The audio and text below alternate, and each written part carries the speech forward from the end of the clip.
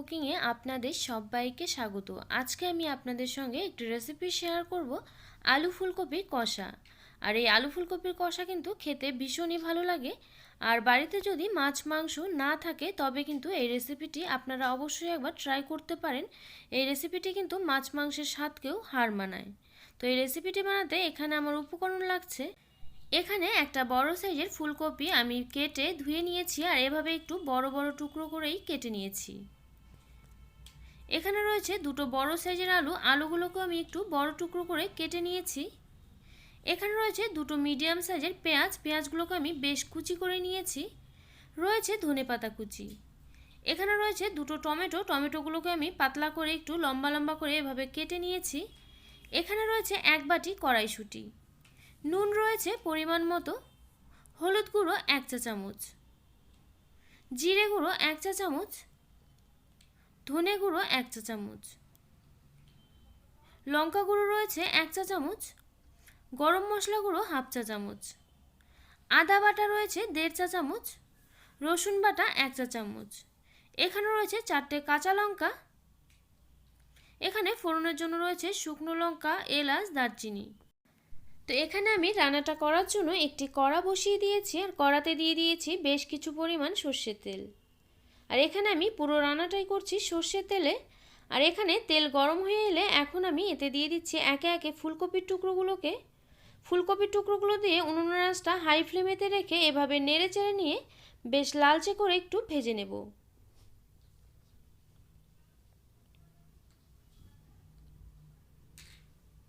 এখানে দেখুন ফুলকপিগুলোকে আমি বেশ লালচে করে ভেজে নিয়েছি আর এখন আমি তুলে নিচ্ছি।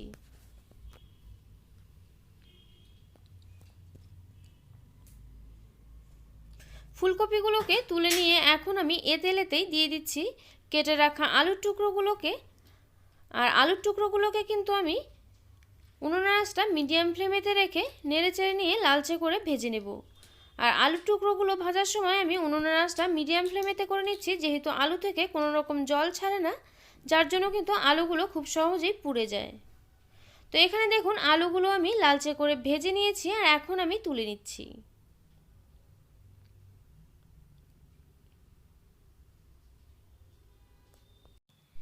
এরপর আমি এ কড়াতে আবারও কিছুটা তেল অ্যাড করে দিয়েছি। আর এখানে তেল গরম হয়ে এলে এখন আমি ফোড়নে দিয়ে দিচ্ছি শুকনো লঙ্কা, এলাচ, দারচিনি। এখন এই ফোড়নটাকে একটু নেড়ে চেড়ে নেব যতক্ষণ না এই ফোড়ন থেকে সুন্দর একটি গন্ধ বেরোতে শুরু করে। এখানে দেখুন ফোড়ন থেকে খুব সুন্দর গন্ধ বেরোতে শুরু করেছে। এ সময় আমি এতে দিয়ে দিচ্ছি কুচিয়ে রাখা পেঁয়াজ। পেঁয়াজ কুচি দিয়ে এখন এভাবে নেড়ে চেড়ে নিয়ে হতে দেব 1 থেকে 1.5 মিনিট মতো। এখানে দেখুন 1 থেকে 1.5 মিনিট মতো হয়ে গিয়েছে। আর এরপর আমি এতে দিয়ে দিয়েছি বেটে রাখা আদা। এরপর এতে দিয়ে দিচ্ছি বেটে রাখা রসুন, দিয়ে দিচ্ছি চেরা কাঁচা লঙ্কা। এরপর এতে দিয়ে দিচ্ছি নুন, দিয়ে দিচ্ছি হলুদ গুঁড়ো। এরপর এতে দিয়ে দিচ্ছি লঙ্কা গুঁড়ো। এরপর এতে দিয়ে দিচ্ছি জিরে গুঁড়ো। আর এ সময় কিন্তু আমি উনুনের আঁচটা একেবারে লো ফ্লেমেতে রেখেছি। এরপর এতে দিয়ে দিচ্ছি ধনে গুঁড়ো। এখন আমি উনুনের আঁচটা মিডিয়াম ফ্লেমেতে রেখে মশলাটাকে একটু কষিয়ে নেব যতক্ষণ না এই মশলা থেকে কাঁচা গন্ধটা চলে যায়। এখানে দেখুন মশলাটাকে আমি কষিয়ে নিয়েছি আর মশলা থেকে কিন্তু কাঁচা গন্ধটা চলে গিয়েছে। এ সময় আমি এতে দিয়ে দিচ্ছি কুচিয়ে রাখা টমেটো। এখন আবার এই সমস্ত কিছুকে কষিয়ে নেব যতক্ষণ না টমেটোটা খুব ভালোভাবে সেদ্ধ হয়ে যায় আর এই মশলা থেকে তেল ছাড়তে শুরু করে। এখানে দেখুন মশলা থেকে কিন্তু তেল ছাড়তে শুরু করেছে আর এখানে কিন্তু মশলাটা খুব ভালোভাবে কষানো হয়ে গিয়েছে। এ সময় আমি এতে দিয়ে দিচ্ছি ভেজে রাখা আলু ফুলকপির টুকরোগুলোকে। আলু ফুলকপির টুকরোগুলো দিয়ে এখন এই মশলার সঙ্গে খুব ভালোভাবে একটু নেড়ে চেড়ে নিয়ে মিশিয়ে নিচ্ছি। এখানে দেখুন খুব ভালোভাবে আমি মিশিয়ে নিয়েছি। এরপর আমি এতে দিয়ে দিচ্ছি কড়াইশুঁটিগুলোকে। কড়াইশুঁটিগুলোকে দিয়ে এখন আমি এই সমস্ত কিছুকে আবারও নেড়ে চেড়ে নিয়ে কষিয়ে নেব 2 থেকে 3 মিনিট মতো। এখানে দেখুন 2 থেকে 3 মিনিট মতো হয়ে গিয়েছে আর এখন আমি এতে দিয়ে দিচ্ছি জল। আর এখানে আমি রান্নাটাতে কিন্তু গরম জল ব্যবহার করছি, আপনারা চাইলে নর্মাল জলও ব্যবহার করতে পারেন, তবে গরম জলে কিন্তু টেস্টটা একটু বেশি ভালো আসে। এখন এভাবে একটু নেড়ে চেড়ে নিয়ে ঢেকে রাখবো, আর এভাবে ঢেকে রেখে হতে দেব 7 থেকে 8 মিনিট মতো। আর এই রান্নাটাতে কিন্তু আমি খুব বেশি জল ব্যবহার করিনি, যেহেতু এটা আলু ফুলকপি কষা।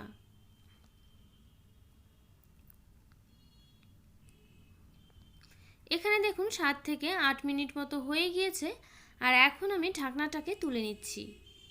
ঢাকনাটাকে তুলে নিয়ে এখন আমি এভাবে একটু নেড়ে চেড়ে নিচ্ছি। আর এখানে কিন্তু দেখুন গ্রেভিটা অনেকটাই ঘন হয়ে গিয়েছে, আর এখানে কিন্তু আলু ফুলকপিগুলো খুব ভালোভাবে সেদ্ধ হয়ে গিয়েছে। আর এখানে কিন্তু রান্নাটা প্রায় হয়ে এসছে। আর এ সময় এতে দিয়ে দিতে হবে গরম মশলা গুঁড়ো।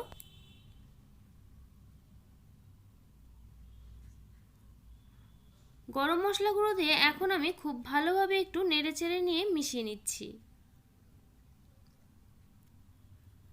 আর এইভাবে নেড়ে চেড়ে মিশিয়ে নিয়ে এরপর আমি এতে দিয়ে দিচ্ছি ধনেপাতা কুচি।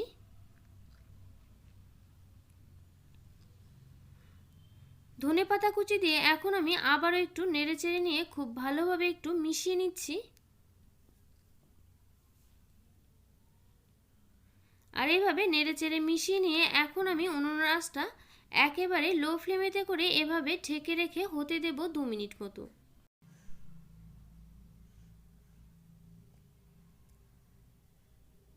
তো এখানে 2 মিনিট মতো হয়ে গিয়েছে। আর এখন আমি গ্যাসটাকে বন্ধ করে দিয়ে ঢাকনাটাকে তুলে নিচ্ছি। আর এখানে দেখুন রান্নাটা দেখতে কতটা সুন্দর হয়েছে, আর এর ফ্লেভারটা কিন্তু দারুণ এসছে। তো এখন আমি একটু এভাবে নেড়ে চেড়ে নিচ্ছি। আর এখানে দেখুন গ্রেভিটা কিন্তু এ পর্যায়ে একটু ঘন হলেই এ রান্নার টেস্টটা কিন্তু দারুণ আসে। তো এখন আমি নামিয়ে নেব। তো এখানে আমি নামিয়ে নিয়েছি, আর একেবারে কিন্তু রেডি হয়ে গিয়েছে আলু ফুলকপির কষা। আর এই রেসিপিটি কিন্তু গরম গরম ভাত, রুটি, লুচি বা পরোটা যে কোনো কিছুর সঙ্গেই পরিবেশন করলে কিন্তু খেতে অসাধারণ হয়। তো আপনারা অবশ্যই একবার এভাবে ট্রাই করবেন, আশা করছি আপনাদেরও খুব ভালো লাগবে। আর আমার এই ভিডিওটি আপনাদের কেমন লাগলো অবশ্যই কমেন্ট করে জানাবেন। আর আমার এই ভিডিওটি যদি আপনাদের ভালো লেগে থাকে অবশ্যই লাইক করবেন, শেয়ার করবেন, আমার এই চ্যানেলটিকে সাবস্ক্রাইব করবেন। পাশে থাকা বেল আইকন অবশ্যই প্রেস করে দেবেন, এতে করে আমার নিত্য নতুন ভিডিওর আপডেট আপনাদের কাছে পৌঁছে যাবে সবার আগে। তো আজকের মতো ভিডিওটা এ পর্যন্তই, আবারও পরে দেখা হচ্ছে অন্য কোনো নতুন ভিডিওর সঙ্গে। আমার এই ভিডিওটি শেষ পর্যন্ত দেখার জন্য আপনাকে জানাই অসংখ্য ধন্যবাদ।